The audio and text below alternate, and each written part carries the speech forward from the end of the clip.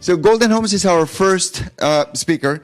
She's a senior majoring in music with an emphasis in vocal performance with a minor in change making. A fun fact about her is that she loves jelly-filled Dunkin' Donuts. And the story title for today is Deep Roots, New Bloom, My Transformation Beyond the Uniform. Please help me welcome Golden.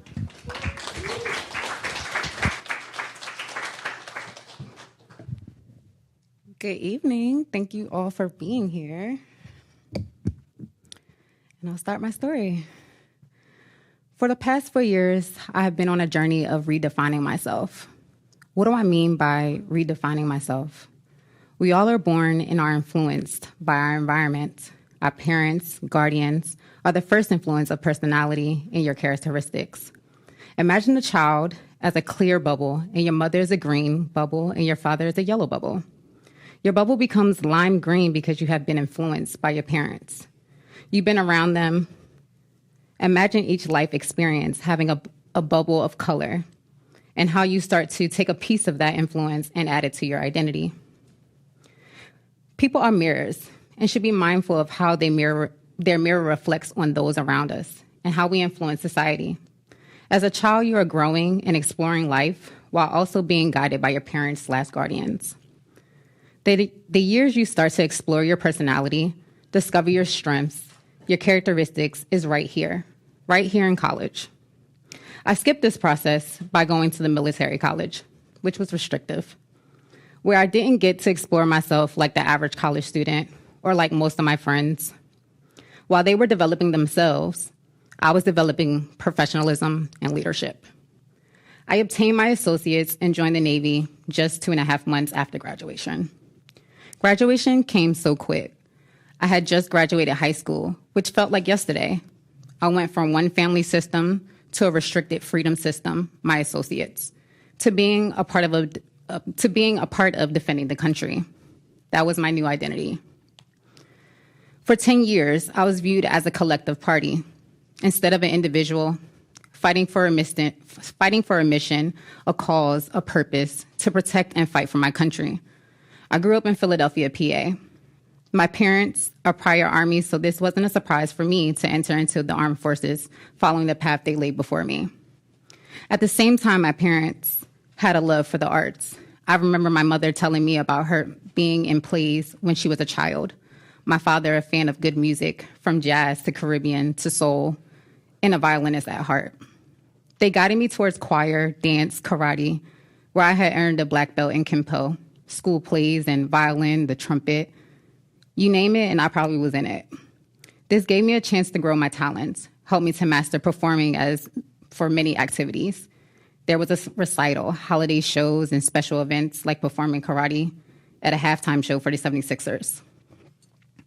After obtaining my associates in humanities, it was time for me to pick a career field. I decided to join the world's greatest Navy. August 7, 2012, I was off to the winds. I arrived to boot camp approximately 3 a.m., exiting the commercial bus that transported at least 50 new potential sailors to the fleet.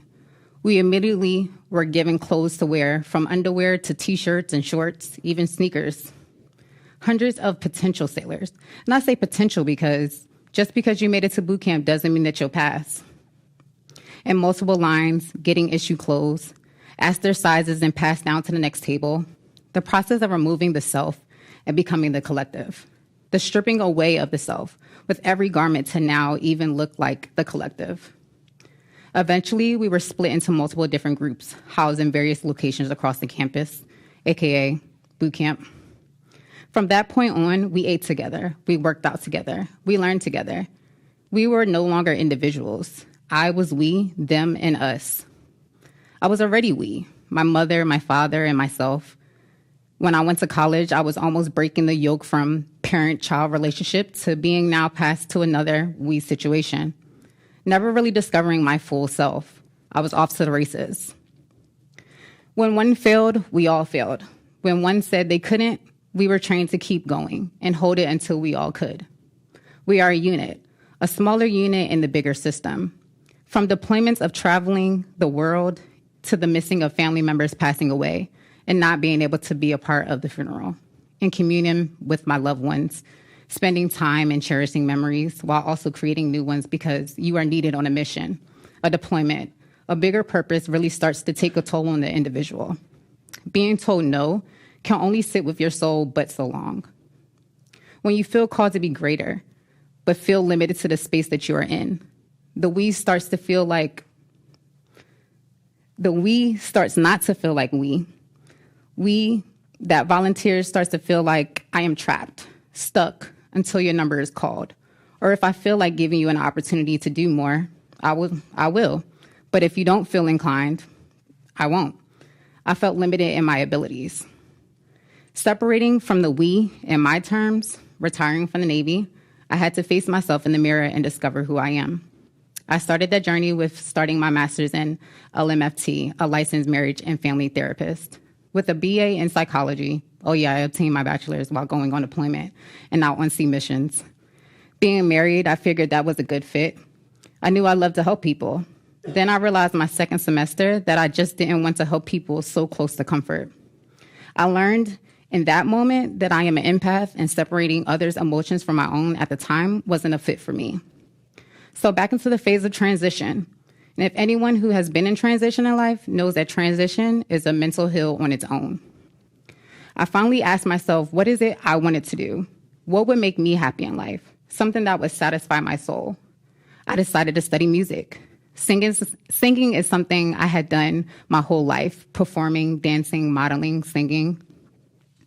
I've never had the professional vocal training, so obtaining technical training in voice gave me the training that I needed. I also needed a purpose, a reason to sing, a reason to create, a new mission. I know that my voice carries power, so I choose to use my voice in the way that it heals others through vocal performance, blending my psychology with my vocal training as a vessel. I learned about change making, which gave me a direction, a purpose to heal and change people through vocal performance.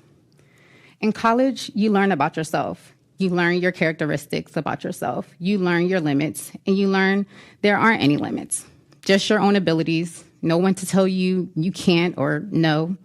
True freedom. I found freedom outside of the military, liberation. While being at the University of San Diego, I had discovered my purpose and my mission. I had been able to rediscover myself. The past 3 years, I have defined myself and discovered my roots. So then the question still remains now, who are you? I thought you never asked. I'm Treasure Golden Holmes. Golden is my stage name. Some people get confused about my name, but if I don't shout my name to the world, who would know who Golden Holmes is? I would have to tell you who I am. I am a freedom seeker. I crave variety. I have the strong presence. I excel in creativity and entrepreneurial pursuits. I take action to maintain peace, stability, and focus. I'm a creator of harmony in the soul and spirit. My mission is to heal the people. How am I doing this? How am I combining my AA in humanities, my BA in psychology, my BM in vocal performance, and my minor in change making?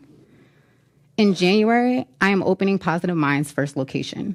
Positive Minds started here on campus 2 years ago as a project in my personal leadership class, LED 160. The project was to create something that I would like to see on campus that could help for a cause. For me, that was a creation of Positive Minds, a 15-minute reset. Around dead hours, I would meet with a classmate. Only one person showed up, but she was consistent, and I really appreciated that for her, but also for me too. The 15 minutes consisted of 5 minutes of deep breathing, 5 minutes of light stretches, and 5 minutes of positive affirmations. This was a perfect time after you have completed your first half of your day to take some time to recollaborate for the later part of your day. I conducted a few interviews around campus of what having a positive mindset meant to them. Outside of Positive Minds, I was keeping tabs on my own mental health, yoga, positive affirmations, and vision boards. This was something that I was doing for my personal life that I felt essential for others to engage in holistic practices of their own health, and not just their physical side of health. Now Positive Minds will be hosting 4 vision board events next year, and the first one is on January 3rd. The best way to start your new year off is with a vision. This is a place where women can come together in a sacred space where creativity is the main driver. You get to pick the destination, cultivating your dreams into reality. We have to see it to believe it. I will also be hosting Vibe and Yoga, more like a R&B soul yoga, where we as women come together and ground ourselves, recharge our batteries to be ready for the next life happenings. I grew up Christian, Baptist, and still attend Baptist church for community and word. But my scope for spirituality has grown much wider now. I believe in multiple cultures' mythologies that are used to heal the mind, body, and spirit. I have taken my spirituality to the next level in understanding that there isn't much difference in religion besides the characters, the stories. The values are the same, and they share the same beliefs with minimal difference of understanding. They share the same narrative. In my eyes, everyone had one book and decided they were going to write their own story that reflects people who look like them and tell a different version of the story of their own characters.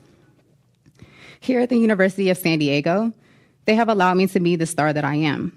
They allow me the platform and the tools that I need to achieve my personal goals. Not only my personal goals, but I discovered my life's purpose, my mission here. I couldn't be prouder of myself for making this move and having a supportive spouse through it all. As a performer, of course, I love applause, but the only applause I'm hearing is myself. Your relationship with yourself is the most important thing in the world. When you have God in you, you start to appreciate you more, care about you more, love yourself more, because the temple is inside of you. And before you can support, love, and show up for someone else, you must show up for you. Being a woman of color, I recreated and redefined myself. It was a journey. Support from my support system, self-prep, self-talk, sad days, joyful days, busy days, prayer days, a lot of affirmations, and a lot of action. Imagine going from a setting of being told no to a place where you are told yes. And the sky really isn't the limit because there are no limits. Thank you.